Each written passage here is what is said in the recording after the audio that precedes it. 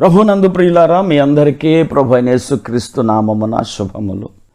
నేటి సందేశంలోనికి వెళ్ళే ముందు ఒక ప్రశ్న మిమ్మల్ని అడగాలని ఆశపడుతున్నానండి. మీ గురించి ఇతరులు చెప్పుకునే అవాస్తవాలు ఎవరైనా మీ దగ్గరకు వచ్చి చెప్పారనుకోండి, అప్పుడు మీ స్పందన ఎలా ఉంటుంది? ఎవరు అనుకునే మాటలు మీకు చెప్పిన పోస్ట్ మ్యాన్ లాంటి వ్యక్తులపై మీరు దాడి చేస్తారా, లేక దూషిస్తారా? లేకపోతే మిమ్మల్ని అనుకునే వాళ్ళను మీరు దూషించడానికి వాళ్ళ దగ్గరికి వెళ్ళి వాళ్ళతో దెబ్బలాడతారా? యేసు ప్రభుకి ఎలాంటి పరిస్థితి ఎదురైంది? ఇక్కడ యేసు ప్రభు కావాలనే శిష్యులను ఒక ప్రశ్న అడిగాడు. ఏమిటి ఆ ప్రశ్న? మత్తయి రాసిన సువార్త 16:13లో యేసు ప్రభు తన శిష్యులను ఇలా అడిగాడు. మనుష్య కుమారుడెవడని జనులు చెప్పుకొనుచున్నారని తన శిష్యులను అడుగగా, తన గురించి లోకము ఏమనుకుంటుందో యేసు ప్రభు తెలుసుకోవాలని తన శిష్యులను ఈ ప్రశ్న వేశాడండి. ప్రియులారా, ఈరోజు మనకు లోకము మన గురించి ఏమనుకుంటుందో తెలుసుకోవాలని మనకిష్టం ఉండదు. ఒకవేళ ఇష్టం ఉంటే గనుక మన గురించి ఇలా చెప్పుకుంటున్నారు అని ఎవరైనా మన దగ్గరకు వచ్చి చెబితే మనము సంతోషిస్తాము, కానీ వాళ్ళను మనం దూషించం. యేసు ప్రభువారు తన గురించి లోకము ఏమనుకుంటుందో శిష్యులను అడిగి తెలుసుకున్నాడు. మనుష్య కుమారుడు ఎవరని జనులు చెప్పుకుంటున్నారు? ఇది మొదటి ప్రశ్న. ప్రియులారా, ప్రజలు ఏమనుకుంటే నాకేంటి అని ఈరోజు మనుషులు జీవిస్తున్నారు. తమ ఇష్టానుసారంగా జీవిస్తూ ఎవరు ఏమనుకుంటే నాకు అనవసరం, కుక్క మురిగితే జంగం పరపతి పోతుందా అనే లోకోక్తిని జోడించుకొని సమర్థించుకుంటూ ఎవరిష్టానుసారంగా వాళ్ళు జీవిస్తున్నారు.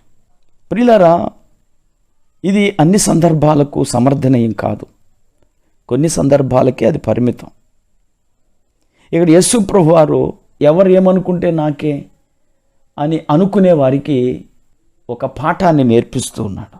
లోకం ఏమనుకుంటుందో మనం తెలుసుకోవాలి. సమాజంలో ఉన్నాం కనుక సమాజం యొక్క అభిప్రాయాన్ని మనము తెలుసుకుంటూ ఉండాలి. యేసు ప్రభు శిష్యులని ఈ ప్రశ్న అడిగాడంటే లోకం ఏమనుకుంటుందో యేసుకు తెలియదని కాదు. ఎందుకంటే యేసు ప్రభు వారు అంతరింద్రియములను హృదయములను పరీక్షించువాడను అని తన్ను తాను ప్రకటన గ్రంథం 2:23లో పరిచయం చేసుకున్నాడు. అంతరింద్రియములను హృదయములను పరిశీలించు దేవుడు అని ఆయనను గూర్చినటువంటి రెఫరెన్సులు బైబిల్లో కోకోలలుగా కనబడతాయి. కనుక మన గురించి లోకము మంచిగా చెప్పుకోవచ్చు, ఒకవేళ చెడుగా చెప్పుకోవచ్చు. మంచిగా చెప్పుకున్నప్పుడు అది మనకి ఒక ప్రశంసగా ఉంటుంది. ఆ ప్రశంసను పట్టుకొని మనం ఉబ్బిపోకూడదు. ఆ ప్రశంసను విని జస్ట్ వదిలేయాలి. జాన్ బిల్లింగ్స్ ఏమన్నాడంటే, ప్రశంస పన్నీరు లాంటిది, దాని వాసన చూచి వదిలేయాలి కానీ తాగుతూ కూర్చోకూడదు అన్నాడు.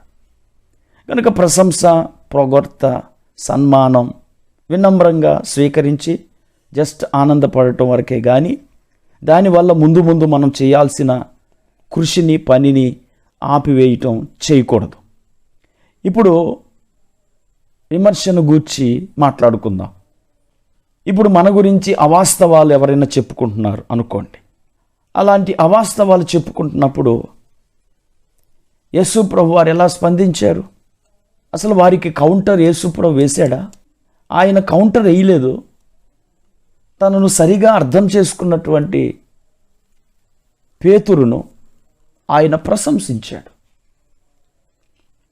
తన గురించి వేరుగా భావిస్తున్నటువంటి వారికి ఆయన ఏ కౌంటరు వేయలేదు. ఇంతకీ జనులు యేసు ప్రభువుని గురించి ఏమనుకున్నారు? మెస్సియాగా ఒక్కరు అనుకోలేదు. బాప్తిస్మం ఇచ్చి యోహాన్ అనుకున్నారు, ఏలియా అనుకున్నారు, ఇర్మియా అనుకున్నారు, ప్రవక్తల్లో ఒక ప్రవక్త అనుకున్నారు. అదే లోకము యొక్క అభిప్రాయం యేసును గూర్చి. దీనికి యేసు ప్రభు కౌంటర్ ఇస్తూ కూర్చోలేదండి. గనుక ఇక్కడ మనం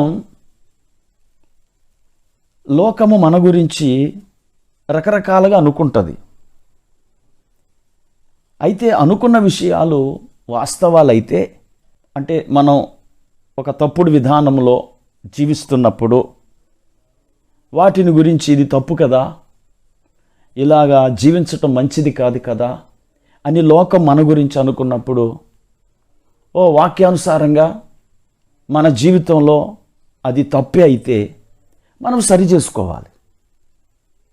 అంతేగాని మనలను విమర్శించే లోకాన్ని మనం దూరంగా పెట్టకూడదు.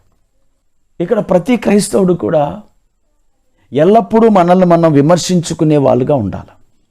అపోస్తలుడైన పౌలు కొరింథీయులకు రాసిన మొదటి పత్రిక 11:31 ఇలా చెప్పాడు, అయితే మనలను మనమే విమర్శించుకొనిన ఎడల తీర్పు పొందక పోదుము అంటాడు. అంటే మనల్ని మనం విమర్శించుకోవాలి, మనలోని తప్పులను మనమే వెతికి సరి చేసుకోవాలి. ఇది నిరంతరము మనము చేయాల్సినటువంటి ప్రక్రియ. గనుక యేసు ప్రభువారు తాను జీవించిన ఈ లోకంలో తాను దేవుడు పంపగా వచ్చినటువంటి వ్యక్తినని యేసుకు తెలుసు.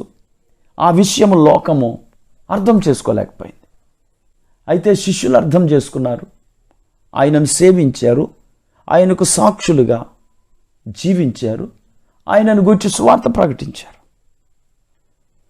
కానీ మెజారిటీ ఆఫ్ ది పీపుల్ యేసును సరిగా అర్థం చేసుకోలేదు. కనుక ఈ సంవత్సరంలో మిమ్మల్ని కూడా అతి తక్కువ మంది అర్థం చేసుకోవచ్చు, అతి ఎక్కువ మంది మిమ్మల్ని అర్థం చేసుకోకపోవచ్చు. మిమ్మల్ని అర్థం చేసుకోని వారితో మీరు పోట్లాడకుండా మీ పని మిమ్మల్ని అర్థం చేసుకునే వారితో కలిసి చేయటమే యేసు ప్రభు మాదిరిగా. గనుక ఈ నూతన సంవత్సరంలో మనల్ని మనం విమర్శించుకుంటూ మన లోపాలను నిరంతరము సవరించుకుంటూ దేవునికి ఇష్టలుగా బ్రతుకుదాం. అలాంటి కృప దేవుడు మనకు దయచేయును గాక. ఆమేన్.